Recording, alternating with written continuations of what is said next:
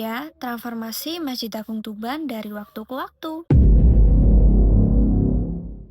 Sebelum Masjid Agung Tuban tampil seperti ini, ternyata ada sejarah panjang yang dilaluinya. Masjid Agung Tuban sendiri mengalami beberapa renovasi besar-besaran sejak pertama kali dibangun.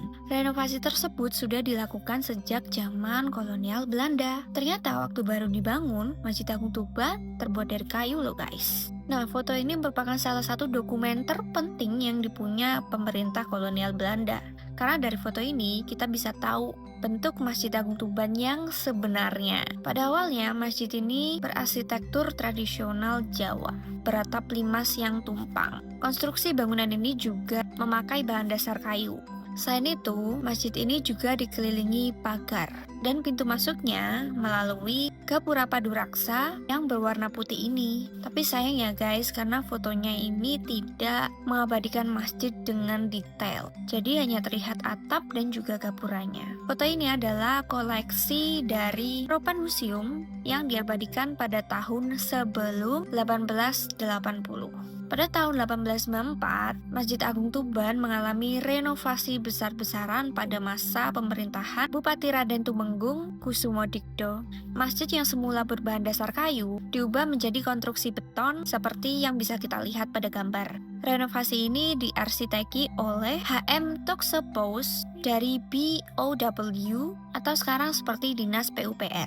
Bentuk arsitektur masjid ini sama seperti Masjid Baitur Rahman Aceh. Dan menurut Jasper, Masjid Tuban ini adalah masjid pertama yang memakai model fasad seperti itu di Jawa. Dan foto ini merupakan koleksi dari KITLV yang diabadikan pada tahun 1910. Kemudian Masjid Agung Tuban mengalami renovasi lagi pada masa Bupati Juwahiri Marto Prawiro. Renovasi ini menambah bangunan samping kanan dan juga kiri Masjid Agung. Kemudian masjid ini mengalami renovasi besar-besaran lagi pada masa pemerintahan Bupati Heni Relawati Rini Widyastuti. Renovasi pada masa ini membuat Masjid Agung Tuban dengan wajah baru dan memperbesar bangunan masjid seperti yang bisa kita lihat pada gambar. Hal ini menyebabkan renovasi dari tahun 1894 dan 1987 tertutup dengan renovasi terbaru.